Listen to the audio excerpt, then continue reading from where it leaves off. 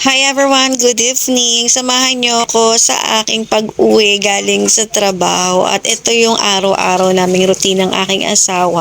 Makipagsapalaran sa traffic, pauwi sa Montalban, Rizal. From Pasig to Montalban.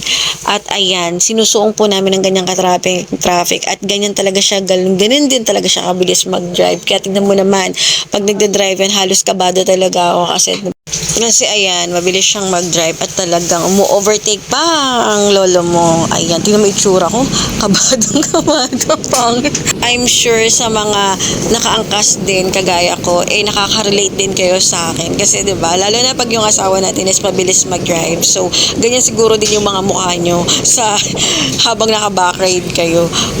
Talagang hindi maipinta dahil syempre kabado at syempre iniisip din natin yung safety natin hanggang sa makauwi po tayo ng ating bahay. Ayan, natatanggal na lang talaga yung kaba ko pagka talagang nakarating na kami ng Burgos, yung sa may hospital in Ares. Ayan, pag nandiyan na kami, medyo kalmado na kasi syempre malapit na kami sa subdivision namin at ayan, nafe-feel ko na hindi na siya ganoon kabilis magpatakbo kasi malapit naman na kami at alam ko naman din na safe na din at ganun na maayos na din yung pagdadrive kasi hindi na rin pasingit-singit. So usually doon lang naman ako kinakabahan yung pasingit-singit tapos magugulat ako biglang may dumatating sa harapan ko. So sino yung relate dito, nako comment down below. Alam ko relate din kayo yung tipong magugulat ka na lang pag nakaangkas ka, may susulpot na bigla-bigla tapos parang ikaw yung kakabahan tapos yung driver mo kalmado lang. Actually kalmado naman talaga mag-drive yung asawa ko kasi sanay na siyang mag-drive since matagal na siyang nagde-drive. Pero bilang angkas, lalo na, lagi-lagi naman ako angkas, pero minsan hindi pa din talaga ako sanay. So, ayan. Dito na kami, papasok na kami sa subdivision namin, sa De La Costa Homes. At malapit na rin kami sa St. Mark.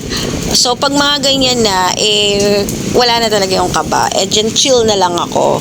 Siyempre, payo pa din para sa ating mga motorista, lalo na tayo na lagi-laging nasa kalsada at yan, bumabiyahe, papasok at pauwi ng bahay. Lagi pa rin po tayong mag-iingat at magdasal po tayo bago tayo umalis ng ating bahay at pag-uwi sa ating bahay. Siyempre, dahil merong nag-aantay sa atin, ng mga anak natin, na umaasa sa atin. So, always have a safe ride. So, yun lang po. God bless. This is Asiel once again. Follow me for more. Bye!